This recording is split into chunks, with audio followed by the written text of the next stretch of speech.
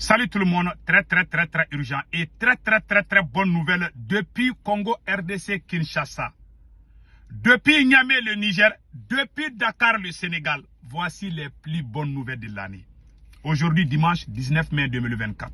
La première bonne nouvelle là, l'armée congolaise vient de déjouer une tentative de coup d'État orchestrée par Christian Malanga, un Congolais résident aux États-Unis, qui était derrière ce coup d'État. Il y a eu des arrestations. Un citoyen américain était parmi les gens qui sont soupçonnés. Voilà, après je vais vous montrer. Ah, ça chauffe là-bas. Au Congo, RDC, ça chauffe là-bas. Bravo à l'armée congolaise. Et que Dieu bénisse Félix Tshisekedi, le libérateur du Congo. La deuxième bonne nouvelle aujourd'hui, le premier ministre du Sénégal, Ousmane Sonko, vient de dire que la base militaire française au Sénégal ne sert plus à rien. Voilà. Voilà les bonnes nouvelles. La troisième bonne nouvelle, mes chers amis, une délégation américaine vient d'arriver au Niger. Il y a eu un accord entre les autorités américaines et les autorités nigériennes sur le retrait des forces américaines basées au Niger. D'ici la fin du mois de septembre, tous les soldats américains installés au Niger vont plier bagages. Les États-Unis sont d'accord. Tout se passe bien dans le respect mutuel. Vraiment, que Dieu bénisse le Niger, le Congo RDC, le Sénégal, le Mali, le Burkina Faso et toute l'Afrique indépendante. Mes chers amis, voici les gros titres. Maintenant, nous allons partir avec le premier titre dont on parlait de tentative de coup d'État. Ça chauffe vraiment, ça chauffe. Ça chauffe. Je vais vous montrer qu'est-ce qui s'est passé au Congo. Voilà les reçus. Voilà. Je vais vous montrer la vidéo là tout de suite. Vous allez voir, voilà. Une seconde, voilà. Tentative de coup d'État. Voilà les communiqués. Ouf. Du Congo porte à la connaissance de l'opinion nationale de la République démocratique du Congo, porte à la connaissance de l'opinion nationale et internationale qu'une tentative de coup d'État a été étouffée dans l'œuf par les forces de défense et de sécurité. Cette tentative a impliqué des étrangers et des Congolais. Ces étrangers congolais ont été mis hors d'état de nuire, leurs chefs y compris. Les forces armées de la République démocratique du Congo demandent à la population de vaquer librement et tranquillement à ses occupations. Les forces de défense et de sécurité ont la parfaite maîtrise de la situation.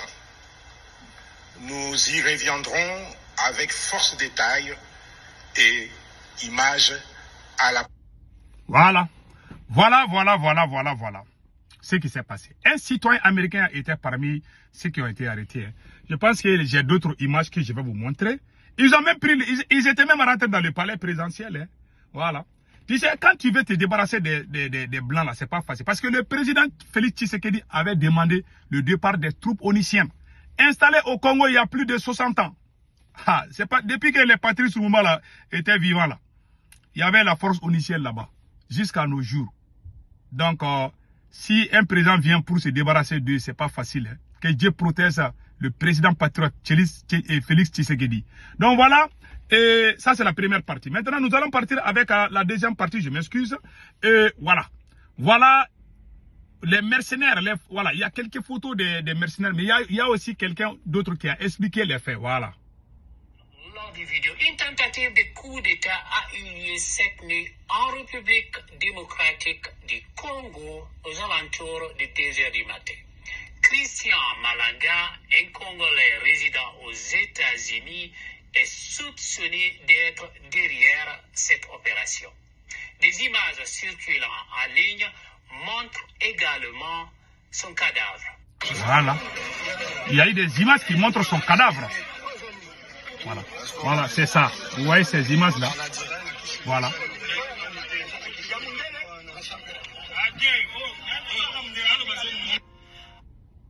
Parmi les personnes arrêtées figure un étranger de nationalité américaine dont le passeport circule en ligne. Donc vous avez vu maintenant, il y a un Américain. J'ai pas l'image là un peu, il a été torturé un peu quoi. Donc quand on montre ça, Facebook peut signaler ta vidéo. Voilà pourquoi j'ai pas voulu montrer ça sur ma vidéo. Et je conseille à tous les gens, les armes, faut pas montrer les armes dans vos vidéos, sinon ils vont signaler. Il y a aussi les cadavres des gens là, il faut faire beaucoup attention parce que moi j'ai perdu beaucoup de mes pages comme ça.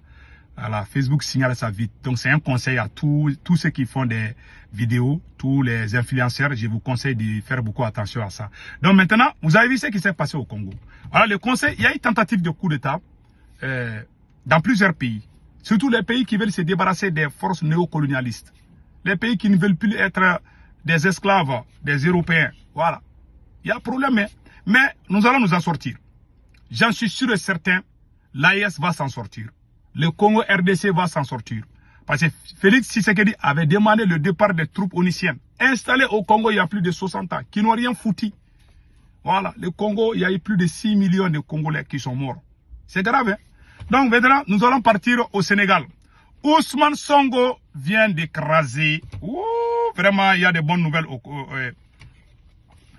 Ousmane Sonko, le premier ministre du Sénégal, vient de demander indirectement le départ de l'armée française au Sénégal. Écoutons, mes chers amis, aujourd'hui là, voilà. Présence de bases militaires étrangères au Sénégal.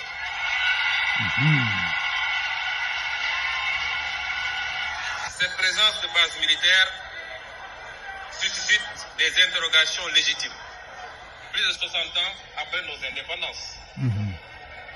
Nous devons nous interroger sur les raisons pour lesquelles l'armée française, par exemple, bénéficie toujours de plusieurs bases militaires dans nos pays et sur l'impact de cette présence sur notre souveraineté nationale et notre autonomie stratégique. L'histoire récente, j'aime bien prendre des exemples sur la France elle-même. L'histoire récente de la France est très riche en anecdotes intéressantes sur la problématique et les enjeux de la question sécuritaire. Entre 1956 et 1958, vous êtes historien, je ne le suis pas. Je peux me tromper sur les dates et même sur les faits.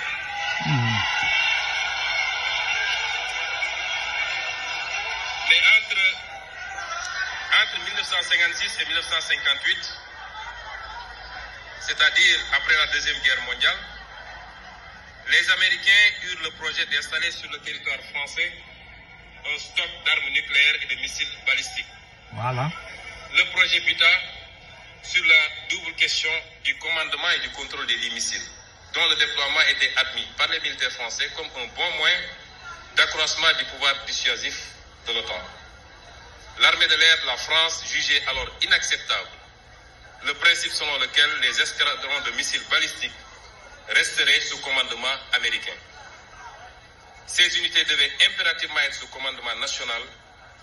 Dès son arrivée au pouvoir, le général de Gaulle, encore lui,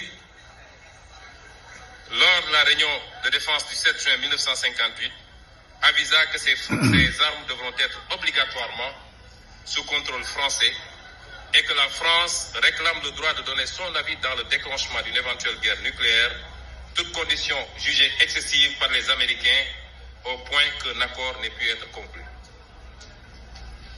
Deuxième exemple, en mai 1966, le général de Gaulle engagea la France à se retirer du commandement intégré de l'OTAN, qui disposait alors d'une dizaine de bases militaires en France. Et la conséquence, nous la savons. Et justifia cette décision par la volonté de la France de disposer d'elle-même, volonté qui est incompatible avec une organisation de défense dans laquelle elle est subordonnée. Je réitère ici la volonté du Sénégal de disposer de lui-même, laquelle volonté est incompatible durable de bases militaires étrangères au Sénégal. Voilà. France out. C'est tout. Ils ont crié, les Maliens sont ci, les Maliens sont ingrats. Maintenant, tout le monde demande où. Le Niger a chassé l'armée française. Le Burkina a chassé l'armée française. Le Mali a chassé l'armée française. Maintenant, c'est le tour du Sénégal. Maintenant, on attend le tour de la Côte d'Ivoire aussi. De chasser la base militaire française. Bravo à Ousmane Sonko. Vraiment, aujourd'hui, je vais bien dormir. Voilà, Ousmane Sonko a tout dit. C'est fini, hein. La France, le général de Gaulle, a refusé la présence d'une base militaire américaine. Bon, là, voilà le scénario. Ousmane Sonko a mis comment on appelle, a donné des bons exemples, je peux dire. Parce que ce n'est pas un seul exemple. C'est-à-dire, il a donné un exemple, par exemple, les Américains avaient un plan d'amener des missiles balistiques et des armes nucléaires. Mais ce sont les Américains qui vont contrôler ça sur le territoire français. Le général de Gaulle dit niet. Personne ne va venir installer son armée chez nous et puis contrôler le peuple français. La France a été catégorique et la France a dit non aux Américains. Est-ce que les Américains ont déclaré la guerre à la France? Non. Est-ce que les Américains ont insulté la France? Non. Les Américains ont retiré leurs troupes sur le sol français. Malgré que les Américains ont tellement aidé les Français pendant la Deuxième Guerre mondiale. Pendant la victoire contre Hitler, voilà, comme on appelle les nazis là, les criminels nazis là. Pendant la victoire contre les criminels nazis de Hitler, voilà. Les Américains étaient, l'armée américaine était partout en France. Mais après cette victoire, la France a dit aux Américains de quitter chez eux, qu'ils ne veulent pas. Vous êtes venus seulement chez nous, ouais, vous êtes venus chez nous au Mali, et puis même faire des bêtises, on vous a chassé, nous sommes des ingrats. Vous voyez les idées racistes. Vous avez fait la même chose, c'est ça que Ousmane Sonko vient de dire. Qui peut dire non? Vous avez dit non aux Américains, est-ce que les Américains ont fait la guerre? Maintenant, allons-y au Niger. Voilà une autre sagesse des Américains que je viens de voir encore. Une délégation, je dis ça, je vais faire ça un vocal à part. La délégation américaine a conclu un accord avec les autorités françaises. Les Américains ont accepté, je reprends encore. Les Américains ont accepté de retirer leurs forces basées au Niger d'ici la fin du mois de septembre. Quelle bonne nouvelle. Voilà ce qui est écrit ici. C'est écrit partout maintenant. Voilà. Le retrait des forces américaines du Niger se fera dans le respect mutuel et la transparence d'ici mi-septembre. Dans 3 mois comme ça, les Américains vont plier bagage. Une grande délégation américaine est actuellement au Niger en train de discuter avec les autorités nigériennes. Il n'y a pas eu de déclaration, de menaces, rien. Les Américains ont tout simplement accepté. Ils vont quitter le Niger, c'est tout. Voilà. Nous sommes bravos au président du Niger, le président patriote, libérateur, le général Tchani. Que Dieu bénisse le peuple du Niger. Un peuple brave, un peuple courageux, un peuple nationaliste, un peuple digne et sincère. Que Dieu bénisse le peuple du Niger. Je suis très fier de vous. Je suis très fier du peuple